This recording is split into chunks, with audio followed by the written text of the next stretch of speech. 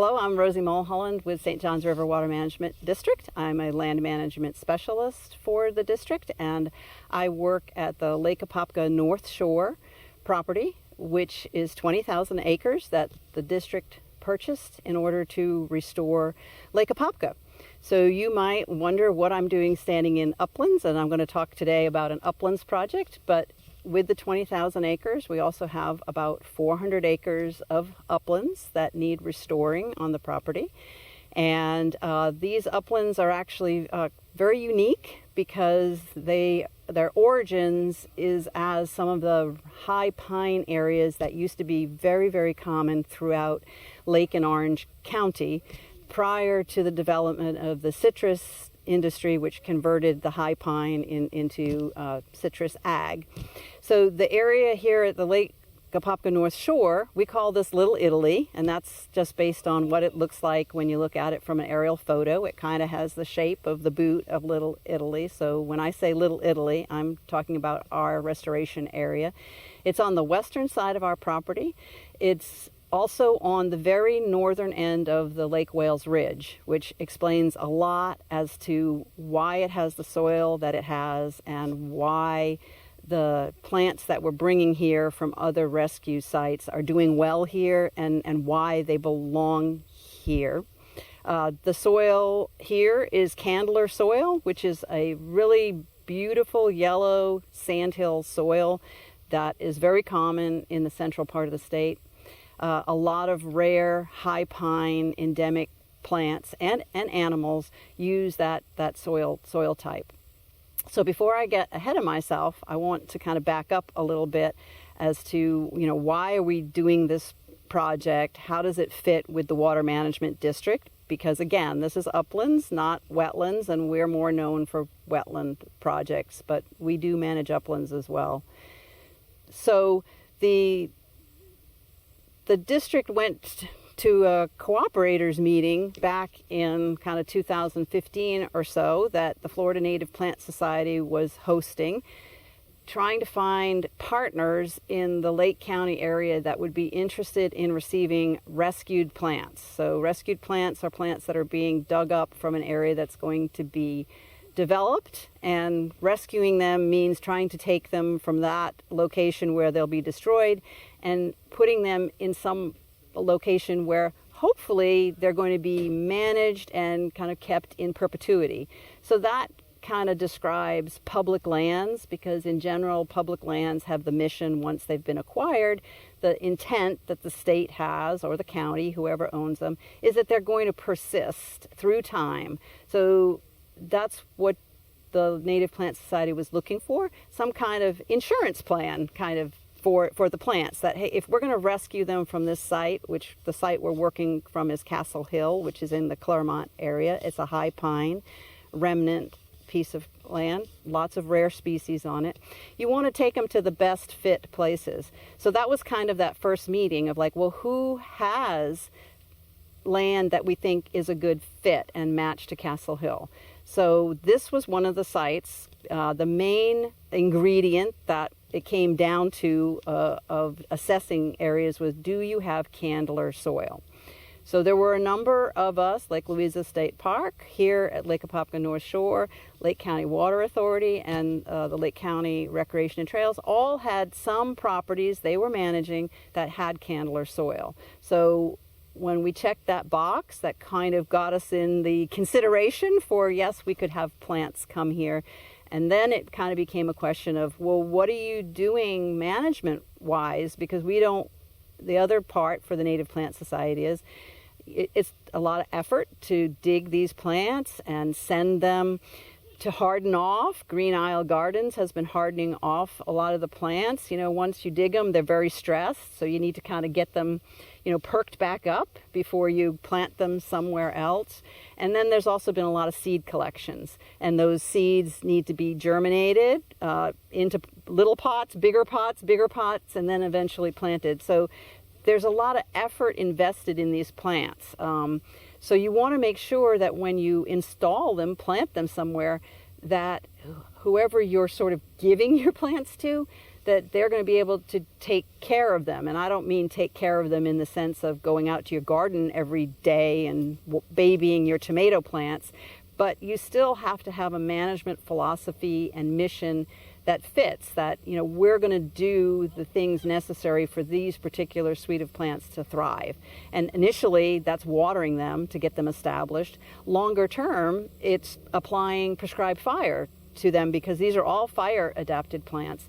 So you wouldn't want your rescue plants to go to somewhere where there's not going to be that land management mission, because you'd kind of be in your same spot that you were trying to get away from at your rescue site. You want to put them somewhere where kind of they're going to persist through time, they're going to seed out, produce more, and spread.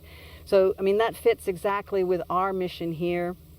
The district, just like almost all land managing agencies, is in the job of restoring degraded lands, because almost everything we've got has been somehow changed over time, whether it's had citrus, or it was vegetable areas, or it was muck farms, which we have on the wetlands part of Lake Apopka.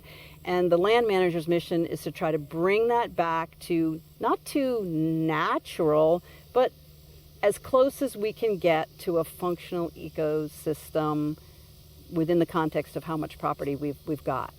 So the area that the rescue plants are coming to is former sandhills. We know that just by looking at the soil. We don't have to know anything else about the property other than the soil type. Really tells you the whole suite of species that used to be here.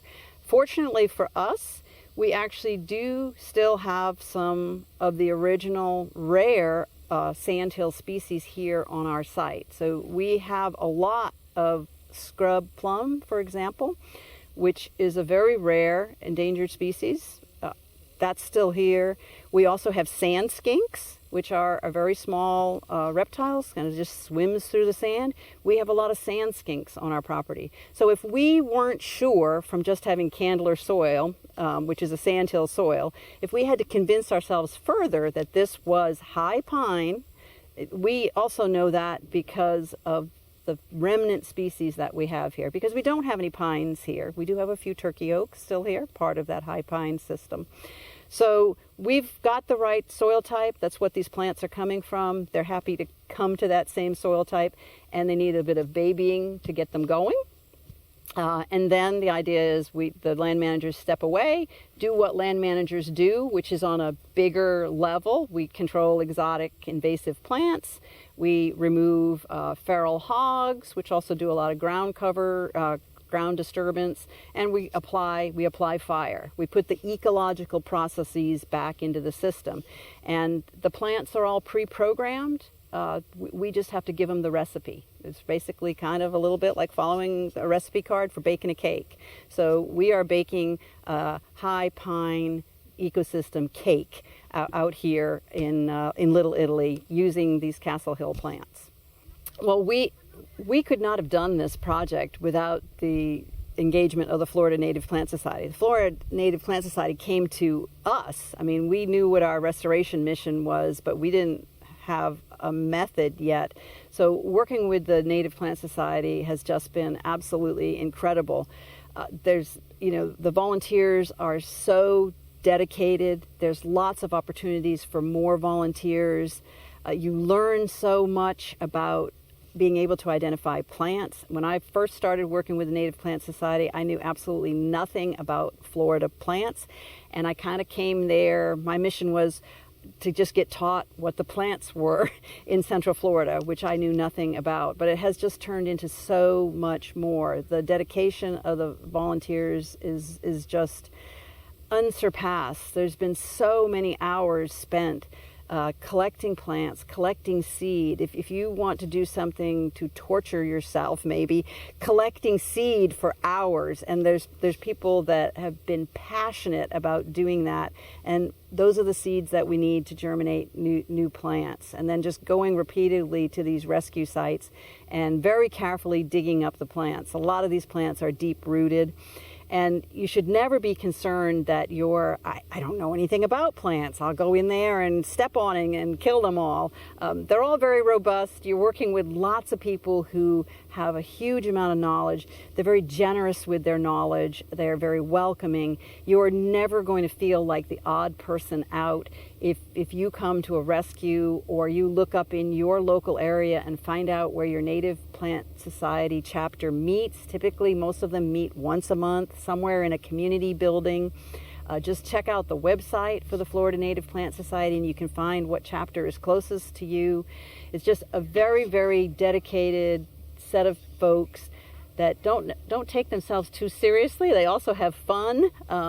And they love to outreach and teach others. So there's a place for you. There is a place for you at the Florida Native Plant Society.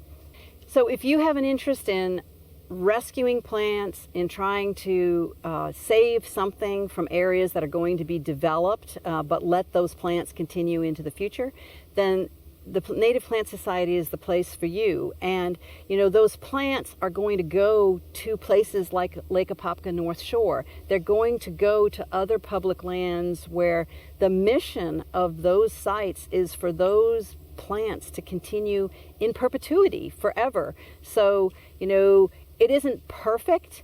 The plants are being salvaged from one location. It's not going to be exactly the same at wherever we're going to plant them, but it's a pretty good approximation that we don't lose the germ plasma from a place like Castle Hill, which is exceedingly rare and almost gone in Florida. And now that material is being brought to 8 different sites where there's a long-term land management mission. So you could be part of all of that.